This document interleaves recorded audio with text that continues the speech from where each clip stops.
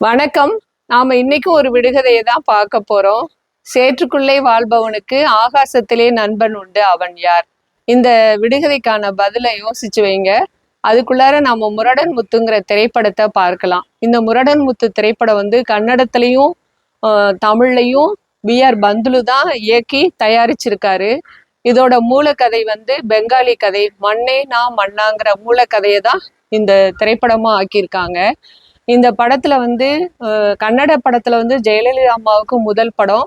கல்யாண்குமார் தான் ஜோடியா நடிச்சிருக்காங்க. இங்க தமிழ்ல பாத்தீங்கன்னா சிவாஜியும் தேவிகாவும் நடிச்சிருக்குவாங்க. அவங்க அத்தை பொண்ணு மாமா பையன், அவங்களுக்குள்ளார காதல் உருவாகிறது. அந்த காதல் எப்படி ஆபாசம் இல்லாம அவங்க வயல்வெளியில தெரியறது, அவரோட முரட்டுத்தனமான வேலைகள்லாம் நம்ம பார்க்கலாம். அதுல ஒரு பாட்டு தான், தாமரப்பூ குளத்துல சாயங்கால பொழுதிலே குளிக்க வந்தேன் தன்னால கூட வந்தான் பின்னாலேன்னு சொல்லி தேவிகாமா பாடுவாங்க. அதுக்கு சிவாஜி பாத்தீங்கன்னா மல்லிகைப்பூ முகத்துல மாம்பழத்து உதட்டுல பள்ளம் போட வந்தானே பரிசு ஒண்ணு தந்தானே அந்த மச்சானே அவன் யாரது அப்படின்னு சொல்லி சிவாஜி பாடுற மாதிரி இருக்கும்.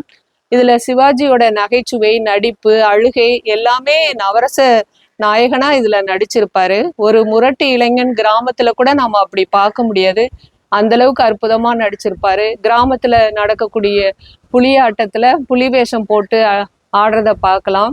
அப்புறம் மண்ணை வச்சு சிலை செய்யக்கூடிய கலைஞனுடைய குடும்பமா தான் இந்த கதையை பார்க்குறோம். B.R. பந்துலுவே சிவாஜிக்கு அண்ணனா நடிச்சிருப்பாங்க. M.V. ராஜம்மா அண்ணியா நடிச்சிருப்பாங்க. அந்த அண்ணி எப்படி கொழுந்தனை மகன் போல வளர்த்துருக்காங்க அப்படிங்கிறதெல்லாம் அந்த செவ்வந்தி பூ செண்டு போல கோழி குஞ்சுங்கிற பாட்டுல ரொம்ப அழகா இருக்கும். இந்த படத்தை எல்லாருமே ஒரு முறை பாருங்க. ரொம்ப ஒரு கிராமத்துக்குள்ளார 60-70கள்ல பிறந்த பிள்ளைங்கள்லாம் இந்த பால்ய வயது படமா இதை பார்க்கலாம், மலரும் நினைவுகளா.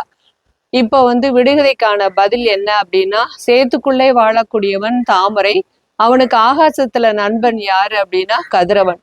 நன்றி, மகிழ்ச்சி.